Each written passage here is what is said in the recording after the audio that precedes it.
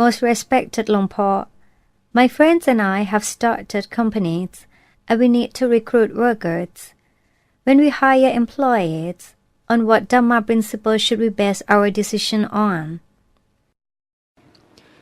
Regarding recruitment of personnel for any position, the general requirements that the Human Resource section would consider is as follows. Firstly, their qualifications. Secondly, their work experience. And thirdly, personality and so on. Sometimes they also examine nationality, family, and they even go back to 7 generations. It's fine. Sometimes they even check their financial situation and their family history. However, no matter what principles they use, these are considered as a complement to the real principle the Lord Buddha taught us. He taught us to recruit good personnel to work with us. But who is a good worker? Simply speaking, a good worker is a responsible person. They are not just a good worker because of the qualifications, good looks, beautiful voice, good name, or reputable family. If you are to recruit a good employee, it has to be a responsible person. The first responsibility is the responsibility towards oneself. The second responsibility is towards members of the family.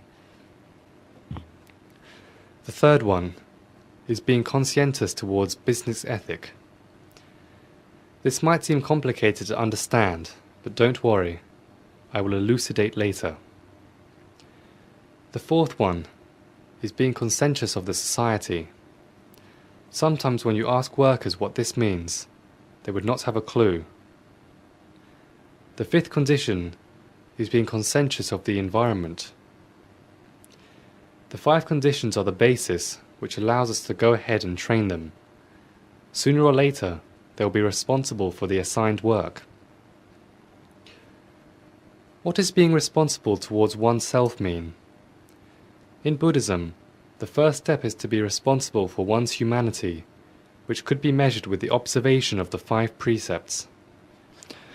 The candidate might not be knowledgeable and capable, but without the precepts, he or she is not responsible for their own humanity, and then it could get dangerous to recruit them, because we do not know whether he or she is going to kill us or betray us.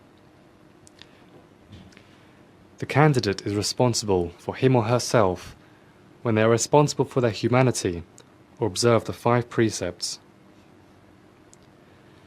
The second responsibility is responsibility towards members of the family. This could be done through simple observation, whether they do take care of their parents. If they have a family, do they look after members of their family? If they neglect their family, then don't bother to recruit them. The third question is, are they conscientious for business ethic? What does this mean? Are they involved in the road to ruin, alcohol, drugs and women, riding for fun and gambling? If they do, don't get involved with them, because we know that if they are addicted to alcohol or drugs, we know how bad it is going to be. If they frequent women in nightclubs or brothels, or if they like to ride for fun, simply speaking, they are lazy. Don't recruit them. And lastly, all sorts of gambling, whether it be playing cards, boxing, betting or football betting, are considered to be on the road to ruin, and whoever is involved with these activities is believed to be morally and economically irresponsible. Don't recruit them, because they have an unwholesome mind. In the circle of card playing, players can only think of the ruin of their counterpart, so that they will gain. Therefore, this circle is called the harmful circle. Therefore, they are not to be recruited. What does being conscientious of the society mean? I.e., whoever feels responsible to the society will loathe injustice and bias. Remember well, you have to find out if they are impartial. If so, recruit them.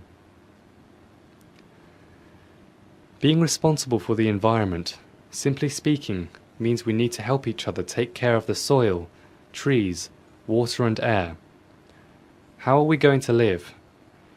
If we come across a person who cares about the environment, then we can be assured that this person will take good care of all our belongings or whatever we are involved in. If you recruit a person with the above qualities, you can train them. But it is necessary to know how to train your worker. Anyhow, I believe that as you can set yourself up like this, and have trained yourself that much, you can train your employees. If you don't make an effort to train them, and even though you have a good worker, you can't get much out of them. This time, you are to be blamed. Don't blame your employee.